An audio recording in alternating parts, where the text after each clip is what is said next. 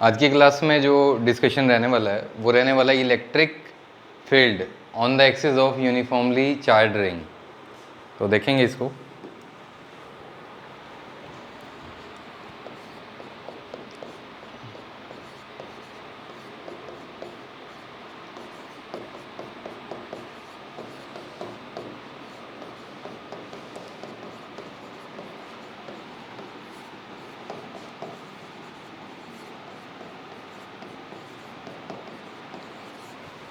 देखो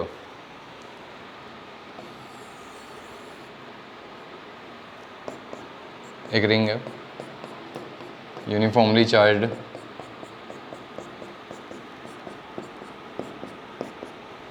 Q charge है इस पर, आर रेडियस।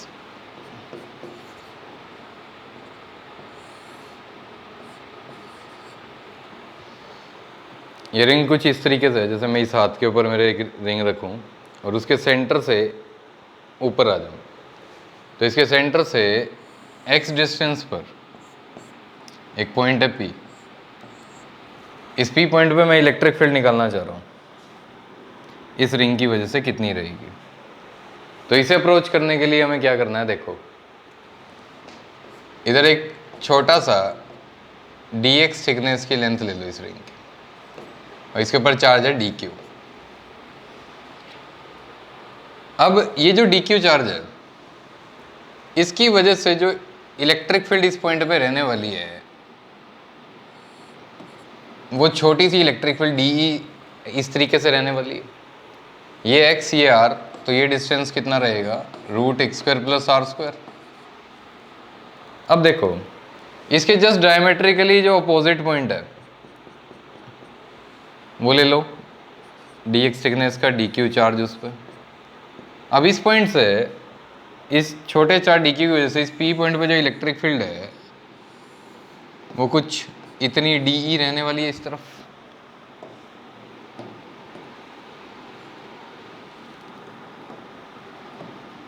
देखो इस P पॉइंट पे अब ये देखेंगे ये वाला डिस्टेंस कितना, √x² + r²। अब ये वाला एंगल अगर थीटा है तो ये भी थीटा है, तो ये भी थीटा और थीटा हुए। इस d की अगर मैं कंपोनेंट लूं इस तरफ, ये कितना रहेगा, dE cos थीटा, और इसके परपेंडिकुलर dE sin थीटा। इस d का कंपोनेंट dE cos थीटा इस तरफ और dE sin थीटा इस तरफ। तो अगर मैं बात करूं यहां से, मेरे जो परपेंडिकुलर डिस्टेंस वाले कंपोनेंट हैं dE के, वो कैंसिल आउट हो गए, और जो dE cos थीटा है दोनों की वजह से वो इस तरफ आ गया। तो नेट इलेक्ट्रिक फील्ड अगर निकालनी है उसके लिए हम क्या करेंगे, देखो क्या ये 2dE cos थीटा होगा और इसको हम ऐड करेंगे, नहीं, इसके अंदर क्या किया जाएगा, देखो ये रिंग इस तरीके से है और इसके एक्सिस के ऊपर पॉइंट है, तो इसकी जो सर्कमफेरेंस पे सारे पॉइंट होंगे रिंग की वो सारे सेम डिस्टेंस पे होंगे, और वो कितना होगा, √x² + r²।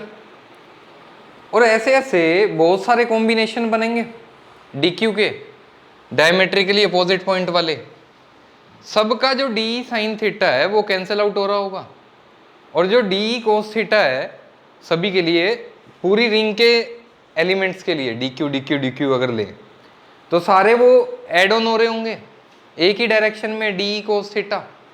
तो नेट इलेक्ट्रिक फील्ड जो P पॉइंट पे रहेगी वो रहेगी integration of dE cos theta, dE cos theta, क्योंकि जो dE cos थीटा सभी के लिए रहने वाला है वो एक ही डायरेक्शन में रहने वाला है। तो सारों को ऐड ऑन कर देते हैं net electric field P point पे निकालने के लिए, dE cos थीटा।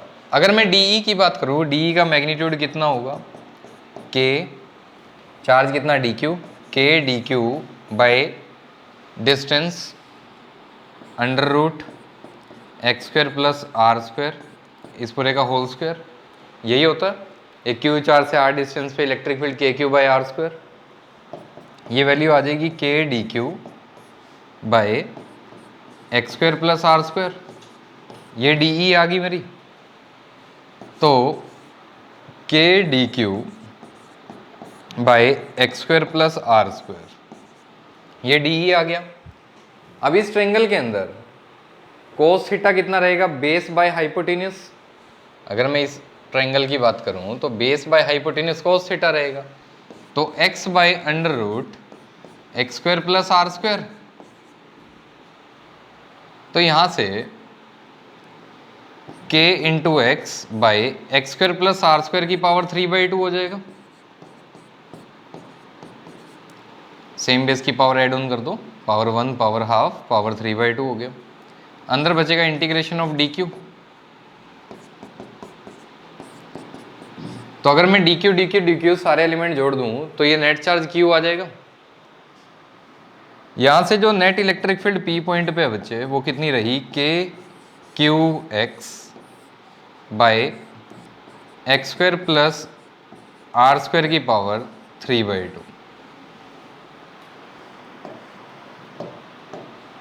इतनी इलेक्ट्रिक फील्ड रही इस पी पॉइंट पे। अब ध्यान से देखेंगे,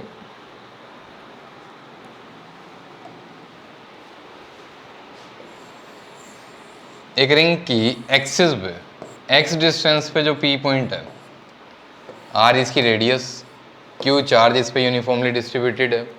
तो जो इलेक्ट्रिक फील्ड आई है पी पॉइंट पे वो आई है k q x by x square plus r square की पावर 3/2। अब देखो, अगर मैं इस पी पॉइंट को इसके सेंटर पे ले आऊं, अगर मैं सेंटर पे ले आऊं तो x की वैल्यू 0 हो जाएगी। अगर मैं पी पॉइंट को O पे ले आऊं तो x 0, तो इलेक्ट्रिक फील्ड O पॉइंट पे कितनी आ जाएगी, इधर। अगर मैं इसको पॉइंट को इधर ले आऊं, x को 0 करो, इलेक्ट्रिक फील्ड कितनी आ रही है, 0 आ रही है। यही तो होता है, कंडक्टर के अंदर इलेक्ट्रिक फील्ड क्या रहती है, 0 रहती है। अगर मैं इस पॉइंट P को काफी आगे ले जाऊं, if x is very very greater than in comparison to r, तो हम आर स्क्वायर को नेग्लेक्ट कर देंगे इसमें। इसको आर स्क्वायर को नेग्लेक्ट कर दोगे तो इलेक्ट्रिक फील्ड पी पॉइंट पे कितनी आएगी, इसको मैं पी कर देता हूं बेटा। इलेक्ट्रिक फील्ड पी पे 0, कि जब इस x को 0 करोगे यहां आ जाएगा पी पॉइंट, पी पे इलेक्ट्रिक फील्ड 0। अगर x काफी बड़ा है इन कंपैरिजन टू r, तो x काफी बड़ा है इन कंपैरिजन टू r, तो इसको नेग्लेक्ट करो, ये आएगा r cube. Electric field p point पे आ जाएगी k q x by x cube, ये वैल्यू आ गई k Q by x square. यानी ये जब पॉइंट P काफी दूर चला जाएगा तो ये रिंग एक तरह से पॉइंट चार्ज की तरह बिहेव करेगी। Q चार्ज से x डिस्टेंस पे इलेक्ट्रिक फील्ड के क्यू बाई एक्स स्क्वायर, तो ये वैल्यू कितनी आई, के क्यू बाई एक्स स्क्वायर आई। अब अगर ये पॉइंट हम काफी आगे इन्फिनिटी पे ले गए तो इलेक्ट्रिक फील्ड P पॉइंट पे कितनी होगी, अगर ये बहुत दूर ले गए इनफाइनाइट डिस्टेंस पे, तो इलेक्ट्रिक फील्ड P पॉइंट पे 0 आ जाएगी।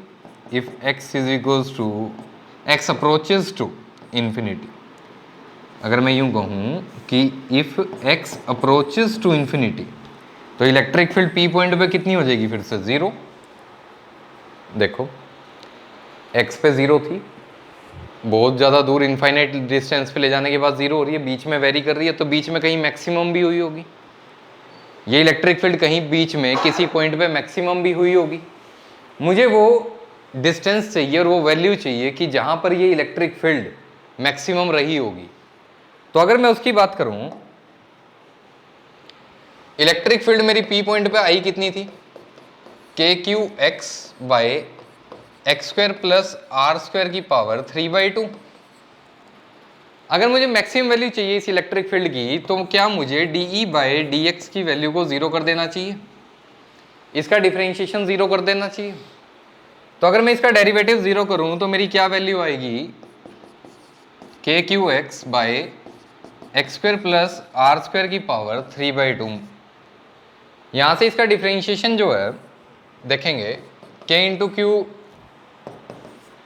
कॉन्स्टेंट है, बाहर आ जाएगा, यहाँ पर x बचेगा, नीचे x square plus r square की पावर 3/2, डिवीजन रूल लगेगा यहाँ डिफरेंशिएशन का। तो अगर इसकी बात करें, डिवीजन रूल क्या कहता है, डेनोमिनेटर का स्क्वायर, तो x square plus r square की पावर, इसका स्क्वायर करोगे तो सिर्फ क्यूब बचेगा। डेनोमिनेटर का स्क्वायर, डेनोमिनेटर को छोड़ देंगे, x square plus r square की power 3/2, derivative of numerator x minus, अब न्यूमरेटर को छोड़ देंगे, derivative of denominator x square plus r square की पावर 3/2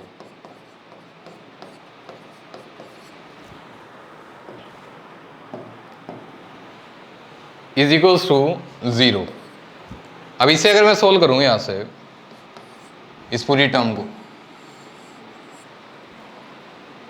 k इंटू क्यू तो 0 कर दो, ये हटा दो, सिर्फ इस फैक्टर को कंसीडर करेंगे क्योंकि ये तो 0 रहेगा नहीं, इस फैक्टर को 0 करना पड़ेगा। X square plus r square की power 3/2 dx by d x 1 minus x, इसका जब डेरिवेटिव करोगे तो fx की पावर n, इसको डिफरेंशिएट करने के लिए मैं पहले आपको रूल बता देता हूँ बेटा। देखो, अगर मेरे को derivative x raise to the power n करना है तो मैं लिखता हूँ n x की पावर n माइनस 1। कोई फंक्शन fx है और मुझे इसे डिफरेंशिएट करना है और इसकी पावर n दे रखी है, तो पहले पावर डिफरेंशिएट होगी n fx की power n minus 1 into d by d x of fx। पहले पावर का डिफरेंशिएशन और फिर बेस का।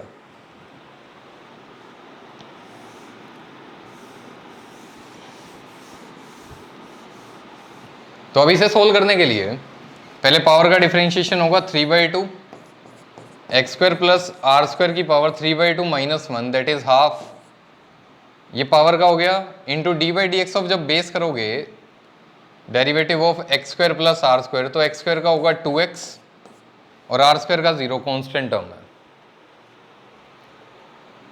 डिवाइड में x square plus r square की power 3/2 is equal to 0।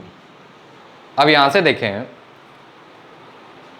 X square plus r square की पावर हाफ कॉमन आ जाएगा, x square plus r square की पावर हाफ अगर मैं कॉमन लूं तो यहां बचेगा x square plus r square,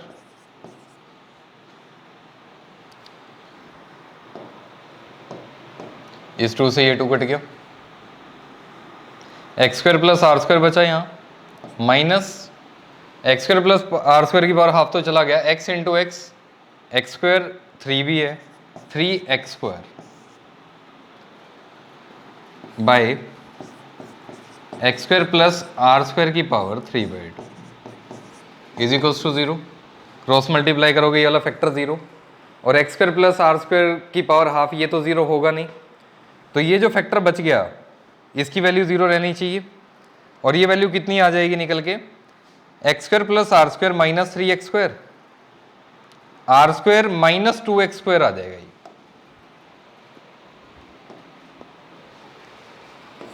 r square minus 2x square, ये फैक्टर बचेगा और इसकी वैल्यू 0, तो r square is equals to 2x square, x square की वैल्यू क्या रहेगी यहां से, आर स्क्वायर बाई 2 और x की वैल्यू यहां से आ जाएगी बच्चे plus minus r by root 2, plus minus r by root 2। ये वो डिस्टेंस आ गया जहां पे मेरी इलेक्ट्रिक फील्ड मैक्सिमम रहने वाली है। अब इलेक्ट्रिक फील्ड जहां मैक्सिमम रहेगी वो डिस्टेंस तो आ गया, इसके बाद वो जो मैक्सिमम वैल्यू है वो होगी कितनी, इलेक्ट्रिक फील्ड जो P पॉइंट पे आई थी वो थी KQX by x square plus r square की पावर 3/2, इसमें x की value r by root 2 put कर देते हैं, KQ x की जगह रख देते हैं r by root 2,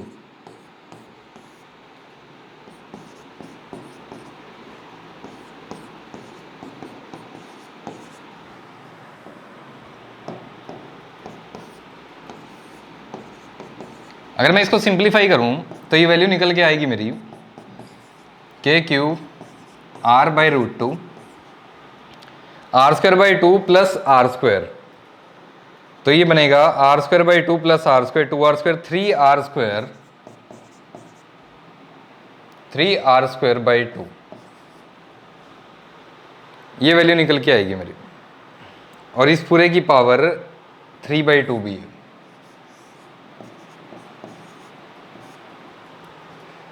electric field p point पे। तो यहां से ये वैल्यू अगर कैलकुलेट करें कितनी आएगी, ये KQR/√2 बाय पावर 3/2 लेते हैं, 3 की पावर 3/2, r² की पावर 3/2 करोगे ये हो जाएगा r³ और 2 की पावर 3/2, 2 की power 3/2।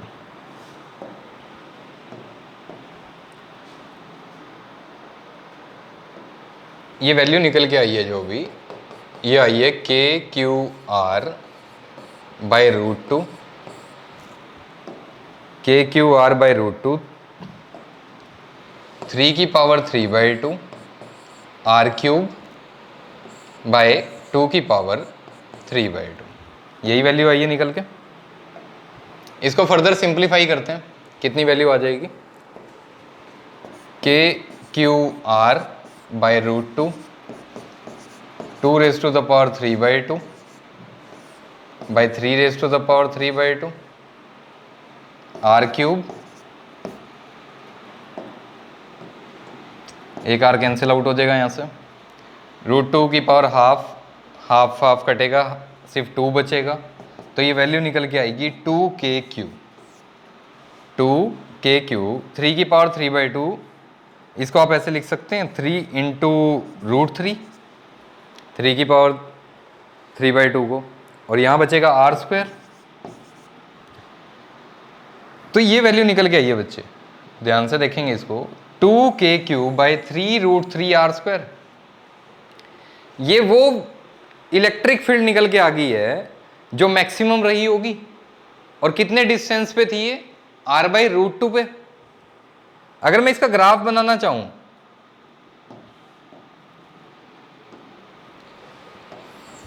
Electric field versus distance का, तो इलेक्ट्रिक फील्ड जो यूनिफॉर्मली चार्ज रिंग के लिए रही है वो सेंटर पे x = 0 पे 0 थी, फिर एक पॉइंट पे मैक्सिमम रही होगी, और उसके बाद फिर 0 की तरफ बढ़ गई। ये जो डिस्टेंस रहा जहां पे जो इलेक्ट्रिक फील्ड मैक्सिमम रही है, ये डिस्टेंस क्या था, x की वैल्यू r/√2, और जो maximum value of electric field है वो कितनी निकल के आई, 2KQ/3√3r²। रिंग के लिए इतनी maximum value of electric field आई और at a distance of x = r/√2 आई है। और इसका ग्राफ जो नेगेटिव साइड के लिए रहेगा वो ये रहेगा, और ये डिस्टेंस क्या होगा, x = -r/√2, और यही वो मैक्सिमम वैल्यू 2KQ/3√3r²। तो अभी वाली क्लास में हमने क्या देखा, value of electric field due to uniformly charge ring, उसकी मैक्सिमम वैल्यू कितने डिस्टेंस पे होगी वो, और उसका ग्राफ। Thank you.